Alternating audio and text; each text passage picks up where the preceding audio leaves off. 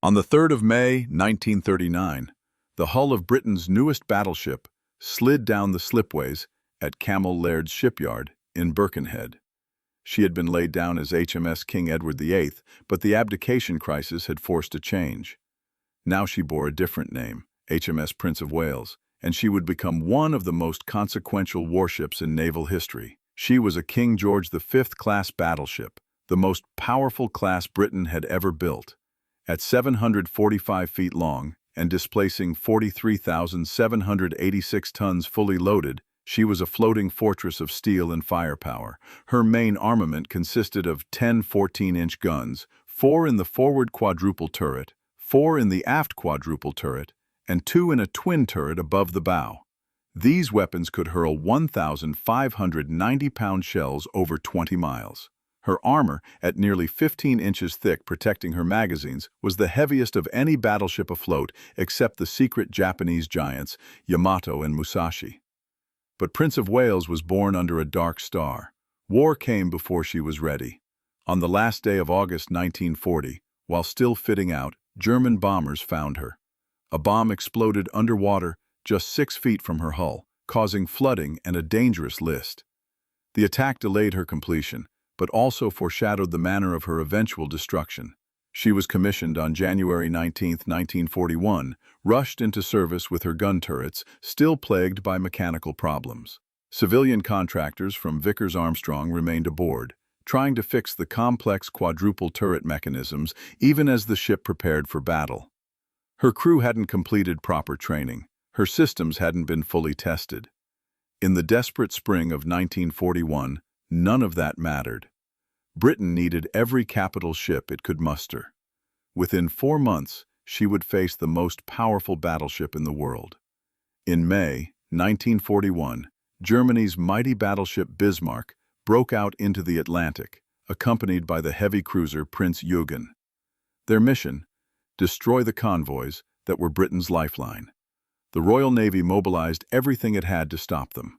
On the morning of May 24, 1941, in the cold waters of the Denmark Strait between Iceland and Greenland, HMS Prince of Wales steamed alongside the legendary battlecruiser HMS Hood, the pride of the Royal Navy, under the command of Vice Admiral Lancelot Holland. Ahead of them, silhouetted against the gray horizon, waited Bismarck and Prinz Eugen. At 5:52 a.m., Hood opened fire at a range of nearly 15 miles. Prince of Wales followed, her guns speaking for the first time in anger. But the approach angle was wrong, only the forward turrets could bear, and the Germans were firing back. What happened next shocked the world. At 6:01 a.m., Bismarck's fifth salvo struck Hood. A massive explosion tore the battlecruiser apart. She broke in two and sank in 3 minutes, taking 1,415 men with her. Only 3 survived. Prince of Wales, the untested newcomer, suddenly found herself alone against the most powerful battleship afloat, and her guns were failing. The complex quadruple turrets, never properly tested, began to jam. The shell transfer rings, intricate mechanisms holding 16 rounds in rotating arrays, buckled under the stress of battle. At one point, only 5 of her 10 guns were operational. Civilian technicians and crew worked frantically to clear the jams while German shells crashed around them. A 15-inch shell from Bismarck passed through Prince of Wales's compass platform, killing nearly everyone there. Captain John Leach survived by sheer luck, standing in the one spot the shell's trajectory missed. He continued to fight his ship from a position surrounded by the bodies of his officers. Yet even as she took hit after hit, Prince of Wales struck back. She scored 3 hits on Bismarck, and one of them changed everything. A 14-inch shell penetrated Bismarck's bow, ruptured her forward fuel tanks, and contaminated over 1,000 tons of fuel oil with seawater. The German battleship began trailing oil, her speed reduced, her range curtailed. Admiral Lutyens had no choice but to abandon the Atlantic raid and make for France. Captain Leach, his ship damaged, his guns malfunctioning, his crew decimated, made the agonizing decision to withdraw. Critics would question that choice. But the damage Prince of Wales had inflicted on Bismarck ultimately sealed the German ship's fate. 3 days later, crippled by that single shell hit, Bismarck was caught and sunk by the Royal Navy. The not ready for battle Prince of Wales had changed history. After repairs at Rosyth, where workers discovered an unexploded 15-inch shell buried deep in her hull, Prince of Wales rejoined the fleet. And in August 1941, she was selected for a mission unlike any other. On August 4, 1941, Prime Minister Winston Churchill boarded HMS Prince of Wales at Scapa Flow.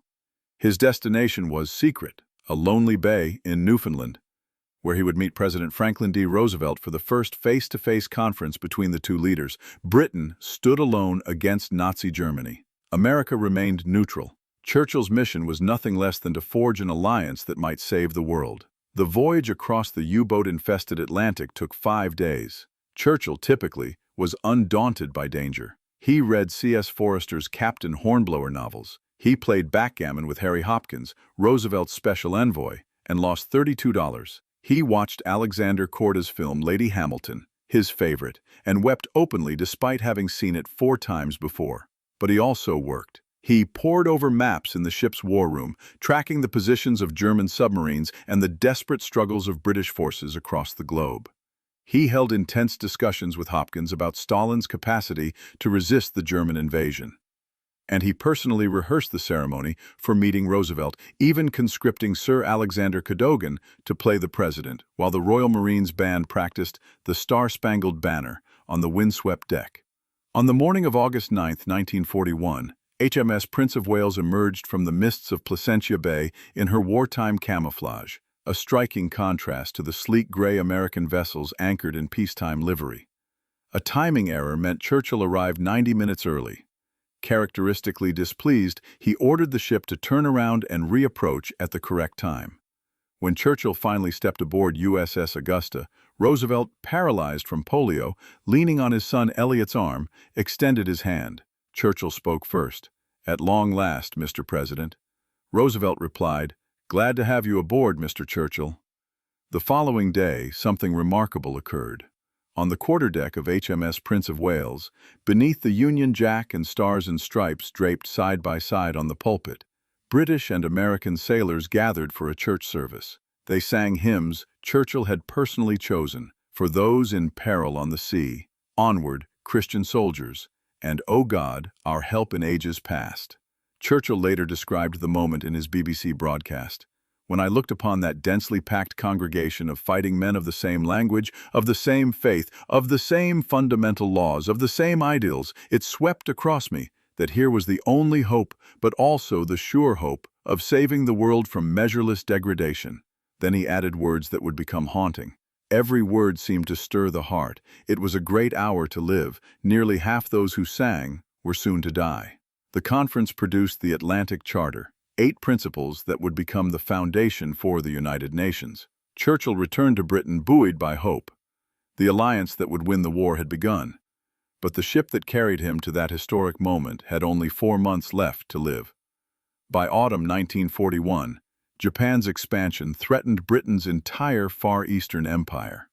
Malaya, Singapore, Hong Kong, Burma, all lay exposed. The Singapore strategy, Britain's long-promised plan to send a main fleet to defend the region, had always been a bluff. There was no fleet to send. Churchill conceived a different plan.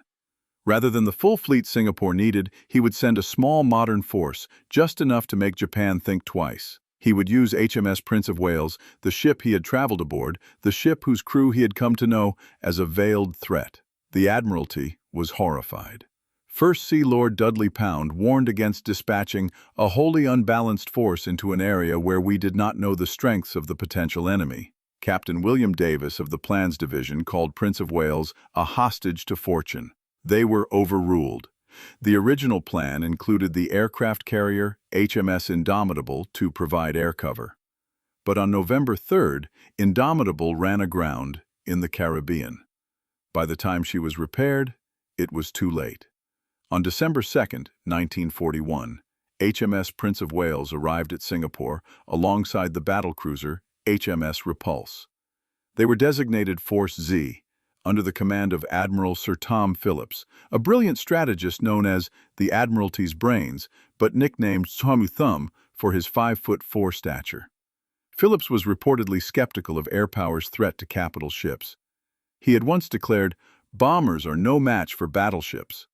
5 days later, that theory would be tested. On December 7, 1941, Japanese aircraft devastated the American fleet at Pearl Harbor.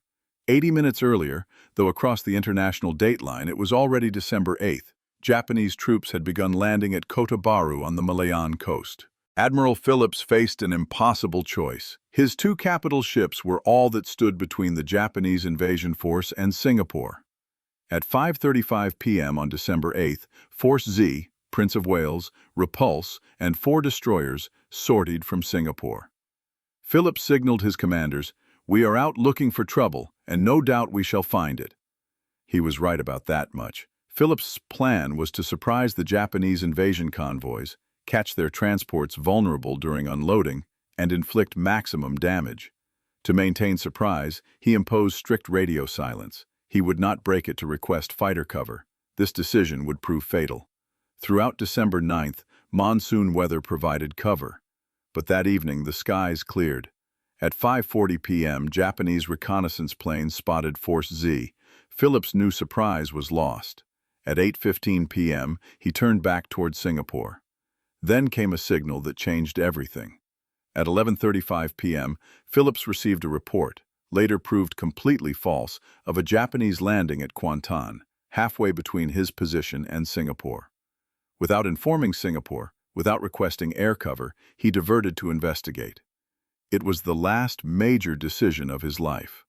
The morning of December 10, 1941, dawned fine and clear over the South China Sea. Perfect flying weather. Force Z reached Kuantan and found nothing. "All quiet as a wet Sunday afternoon," signaled HMS Express after investigating the harbor. At 10:15 a.m., Ensign Masato Hawashi's reconnaissance aircraft spotted the British ships and transmitted their position.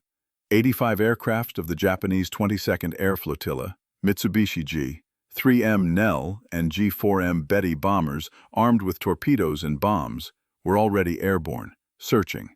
Now they knew exactly where to find their targets. At 11 a.m., lookouts on Prince of Wales spotted 9 aircraft approaching at 10,000 feet. Captain Leach ordered action stations. What followed would end the age of the battleship. The first wave, 8 Nell bombers, attacked Repulse with 250-kilogram bombs. Captain William Tennant threw his ship into violent evasive maneuvers. 7 bombs missed, 1 hit, but caused only minor damage. Repulse continued at 25 knots. Then came the torpedo bombers. At approximately 11:44 a.m., 17 Mitsubishi Nells swept in low over the waves, splitting to attack both ships simultaneously. Repulse's Captain Tennant, handling his ship like a destroyer, successfully combed the torpedo tracks, turning bow on to the approaching weapons and watching them pass harmlessly down either side. Prince of Wales was not so fortunate. A single torpedo struck her exactly where the outer port propeller shaft exited the hull. The shaft was spinning at 204 revolutions per minute. The impact tore away the watertight seals. Water began flooding in through the shaft tunnel, 2,400 tons of it. The ship shuddered with what survivors described as expensive noises as the damaged bearing failed. Within minutes, Prince of Wales had an 11-degree list to port. 5 of 8 generators failed, power died to the aft gun turrets. Internal communications went silent. The steering gear failed. Vast sections of the ship plunged into total darkness. Captain Leach ordered counterflooding to correct the list, but the pumps had lost power. At 12:10 p.m., he ordered the not under control signal hoisted, acknowledging his ship could no longer maneuver. The Japanese, sensing blood, pressed home their attack. At 12:20 p.m., 26 Mitsubishi Betty bombers arrived. The elite Kanoya Air Group, the most highly trained torpedo unit in Japan. They attacked in a devastating pincer movement, approaching from multiple directions simultaneously. 3 more torpedoes struck Prince of Wales, 1 at the bow, 1 opposite B turret, 1 near the stern that bent the starboard propeller shaft over the inner shaft, stopping it instantly. The flagship was dying. Repulse had successfully dodged 19 torpedoes, but against a coordinated attack from multiple directions, there was no escape. 4 or 5 torpedoes struck her in rapid succession. Captain Tennant knew his ship was doomed. He addressed his crew. "Men are now pouring up on deck." I never saw the slightest sign of panic or ill discipline. I told them how well they had fought the ship and wished them good luck. At 12:33 p.m., HMS Repulse rolled over to port and slid beneath the waves, stern first. She had been in commission since 1916, a veteran of 2 world wars. Prince of Wales lingered another 45 minutes. At 12:41 p.m., bombers scored a direct hit on the Cinema Flat, where approximately 300 wounded were being treated. The casualties were catastrophic. At approximately 1:15 p.m., Captain Leach ordered abandon ship. But the word never reached all compartments. Men remained at action stations in the darkened bowels of the ship, not knowing their vessel was dying around them. Admiral Phillips and Captain Leach stood together on the bridge. Phillips had called for his best hat to be brought from his cabin. Neither man made any move to save himself. They waved to the departing crewmen. "Goodbye," Leach called. "Thank you. Good luck. God bless you." At 1:18 p.m., HMS Prince of Wales, the ship that had fought Bismarck, carried Churchill to meet Roosevelt and become a symbol of British sea power, capsized and sank. 10 Brewster Buffalo fighters of the Royal Australian Air Force arrived at exactly that moment. They had been scrambled too late, because Admiral Phillips had never broken radio silence to request them. Flight Lieutenant Tim Viggers looked down at hundreds of men clinging to wreckage in oil-slicked water. "Every man waved and put up his thumb as I flew over him," he wrote. "After an hour, lack of petrol forced me to leave, but I had seen many men in dire danger waving, cheering and joking, as if they were holiday makers at Brighton. It shook me, for here was something above human nature." 840 men died that day, including Admiral Phillips and Captain Leach. The destroyers Electra, Express, and HMAS Vampire rescued over 2,000 survivors.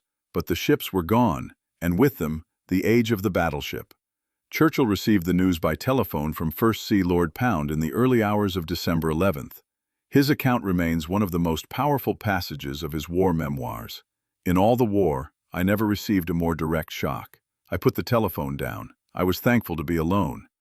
As I turned over and twisted in bed, the full horror of the news sank in upon me. Over all this vast expanse of waters, Japan was supreme, and we everywhere were weak and naked. The sinking of Prince of Wales and Repulse was unprecedented. For the first time in history, capital ships actively defending themselves, maneuvering at speed, fighting back with every weapon they possessed, had been sunk solely by aircraft. Pearl Harbor could be explained away. Those ships had been caught at anchor, trapped and unprepared. But Prince of Wales was Britain's newest battleship, equipped with the most advanced anti-aircraft systems afloat. Repulse had dodged 19 torpedoes before the coordinated final attack overwhelmed her. Both were commanded by experienced captains, crewed by trained sailors, operating in open water. It made no difference. In 90 minutes, Japan's 22nd Air Flotilla, losing only 3 or 4 aircraft, had destroyed 2 capital ships worth hundreds of millions of pounds and ended centuries of naval doctrine. The strategic consequences were immediate and catastrophic. Singapore, stripped of naval protection, fell to the Japanese on February 15, 1942. Churchill called it the worst disaster and largest capitulation in British military history. 85,000 Allied troops surrendered. But the larger significance transcended even that disaster. The sinking proved what Billy Mitchell had argued since 1921, what theorists had debated for decades. Aircraft could destroy battleships. The capital ship of the future would not carry 16-inch guns. It would carry aircraft. The carriers that survived Pearl Harbor, Enterprise, Lexington, and Saratoga, became the instruments of American counterattack. At Midway 6 months later, carrier aircraft destroyed 4 Japanese fleet carriers and turned the tide of the Pacific War. The battleship, queen of the seas for 4 centuries, had been dethroned in a single morning off the coast of Malaya. There is a terrible irony at the heart of this story. The ship that carried Winston Churchill to forge the alliance that would win the war was destroyed by the very threat he had underestimated. The man who had pioneered naval aviation as First Lord of the Admiralty during World War I dismissed the danger aircraft posed to his beloved battleships. The strategist who conceived the veiled threat to deter Japan had created instead a hostage to fortune. And the sailors who had sung, "For those in peril on the sea," on that sunlit quarterdeck in Placentia Bay, sharing hymn books with their American allies, dreaming of the victory to come, nearly half of them would never see it. HMS Prince of Wales lies today where she sank, 60 miles off the Malaysian coast, in 223 feet of water. She is upside down, her keel pointing toward the surface, a war grave for the 327 men who went down with her. HMS Repulse rests 2.5 miles away. A Royal Navy white ensign, attached to a buoy tied to Prince of Wales's propeller shaft, is periodically renewed. In recent years, illegal salvagers have damaged both wrecks, blasting into their hulls to reach valuable pre-radiation steel. The desecration continues despite their protected status. It is a fitting, if bitter, metaphor, the giants of a vanished age, violated for scrap metal. But their legacy endures in ways those salvagers cannot touch. Every aircraft carrier that dominates the world's oceans today is a descendant of that December morning. Every naval doctrine that prioritizes air power over surface gunnery traces its origins to the lessons learned when Prince of Wales and Repulse went down. The next day after the battle, Lieutenant Haruki Iki of the Japanese Kanoya Air Group flew alone to the site of the sinking. He dropped 2 wreaths of flowers into the sea, one for his fallen comrades, one for the British sailors whose courage had earned his utmost admiration. It was a gesture from a vanished world, when enemies could respect each other, when death in battle still carried honor, when the end of an era could be marked with flowers on the water. HMS Prince of Wales served for less than 11 months. In that time, she fought the most powerful battleship ever built and helped seal its doom. She carried a prime minister across the Atlantic to forge an alliance that would save civilization. And she proved, in her dying moments, that the age of the battleship was over. She was there at the beginning of Allied victory. She was there at the end of an era. And 840 men gave their lives to teach the world a lesson it would never forget. In barely 90 minutes, the centuries-old reign of the battleship had come to an end.